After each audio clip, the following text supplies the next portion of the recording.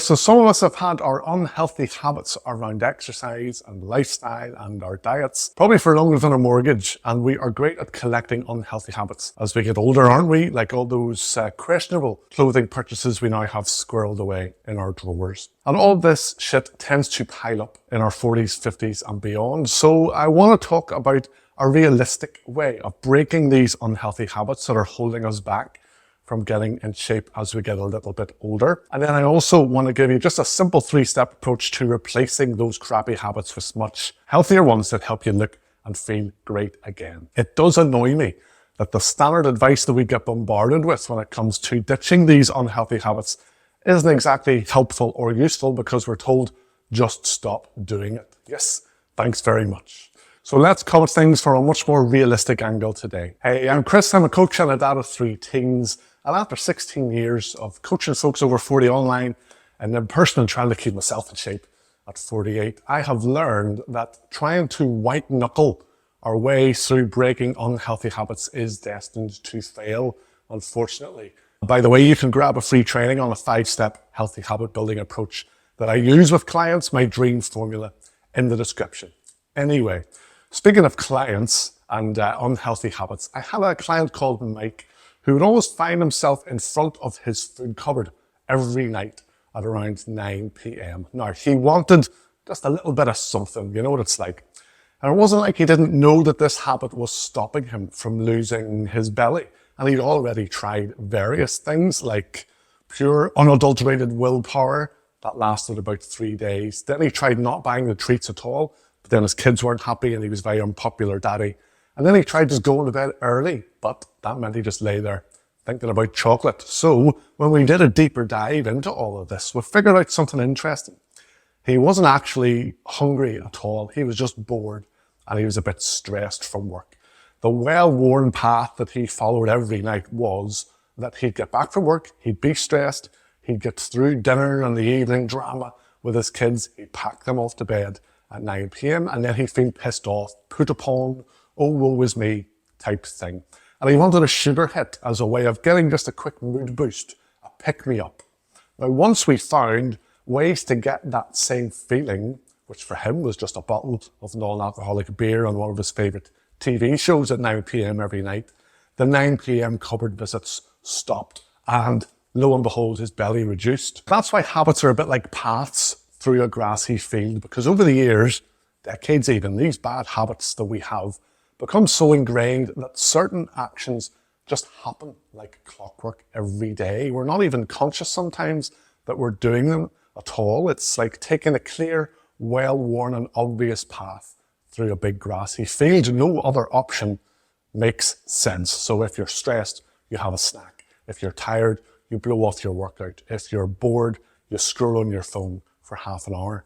Trying to take any other route than that well-worn one would feel like shuffling your way through long, damp grass. That just feels like a real pain in the ass. Too much effort when the clear, well-worn path is literally right there. I experienced this myself with trying to cut back on coffee. My digestion and energy levels were all over the place and I was kind of struggling to fall asleep. I obviously needed a new path, but I'd been having 3 cups of coffee a day at certain times for about 20 years, so it wasn't exactly an easy habit to ditch. It was hard to begin with. I mean, what was I supposed to do at all these specific times of the day? So I tried sipping on water throughout the day, not having those 3 coffee breaks. That sucked, and I found I lost focus because I wasn't breaking up the work. I tried having 3 other hot drinks, green tea and some weird stuff made from mushrooms. No fun at all, that didn't work. Nothing I tried seemed to compare to the feeling of a lovely cup of coffee. Now, whether it's related to having warm milk or something as a child, I don't know, but I would always find myself sitting alone at home, looking out over my garden with a nice warm milky coffee, and I got a real feeling of calm multiple times a day. And when I realized this, the new path was pretty simple, really. I needed to find warm, milky, tasty, non-caffeinated drinks I could still enjoy while gazing out over my garden. So instead of 3 coffees now every day, I have 1 strong coffee when I wake up, which blows the head off me because I don't have caffeine coursing through my veins all day, every day. Exactly what you want from a coffee in the morning.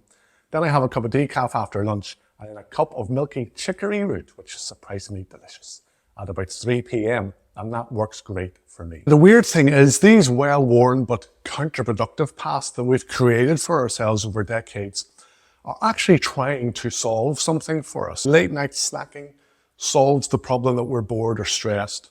Skipping workouts helps us to avoid discomfort and feeling useless and crap. In each case, our brain genuinely thinks that it's helping. So just to sound super scientific for a second, your brain's heart is in the right place. But when it comes to breaking these habits, the solution has very little to do with willpower.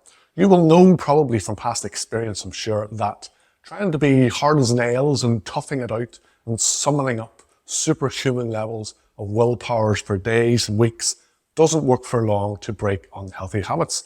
As with my coffee solution, we need to start creating new paths that get the same benefit.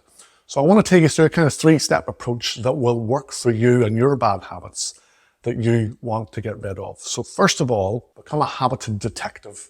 For a week, whenever you catch yourself following one of those old paths, just think about what happened just before you made the decision to do the thing, how you were feeling, and what relief or reward you wanted to get. Another example, a client of mine, Sarah from Ontario, had a kind of wine o'clock happen most evenings, which messed up her sleep and her hormonal balance as a woman in her 50s. We figured out she wasn't really craving alcohol at all. She just needed 30 minutes of peace after work and family stuff was done in the evening. So we switched her evening wine for a walk in a local park with a friend where they allowed each other to vent a little bit. And within weeks, she had created a new, healthier path to that same feeling of peace that wine was giving her. And then secondly, try to make the old counterproductive path harder to follow, because intentionally creating small obstacles, a little bit of friction, works better than you having to constantly rely on feeling motivated. So try things like putting the cookie jar on the very top shelf, so you need to go grab a step to reach it, just a little bit of friction. Or only buy booze and junk on a weekend treat day, so it's not there if you want it on a Wednesday. Again, a little bit of friction. Try get a workout partner so that any workouts that you want to skip also involves you having to let your workout partner down too. And then thirdly, in this kind of 3-step process, replace your old path with a new one that leads to the same destination and feeling. If you snack when you're bored, figure out why you're bored. Have a range of things that you do that interest you or excite you, whether that's a hobby, whether it's reading or whatever. And if you find that you keep cancelling workouts because deep down you find them uncomfortable and you hate them, just go find some type of exercise that you actually enjoy. There are tons of things that you could do. Ignore the online gurus telling you you must lift heavy weights or you must jump around like a maniac. If you hate those things, just don't do them. But through all your endeavors to kick these unhealthy habits, remember it is completely normal for the first few weeks for it all to feel very weird. It'll be like learning to write with your other hand or something. Your brain will keep trying to drag you back to that familiar, well-worn path that's not serving you. Your inner whiny child wants the easy way, the more comfortable way, the quick fix way that you've always done things. But if you just stick to your guns, remember those 3 steps to changing to better habits, because each time we choose to try and follow that new, slightly awkward path, pushing through, I suppose, that long grass whenever we feel tired or stressed to choose the healthier way. We are slowly but surely creating a new path, and eventually it's that healthier path that becomes just as well-worn and easy to follow as the old counterproductive one. So get curious about your old bad but well-intentioned paths. Figure out where they are trying to take you to. Those old habits may well have felt comfortable and familiar the way you've always done things, but like I said, they're not serving you anymore for your fitness and your health. It is time to start blazing some new trails so you can look and feel awesome in your 40s, 50s, and beyond. Remember to go grab the Healthy Habits Building training in the description, my dream formula, and let's talk soon, mate.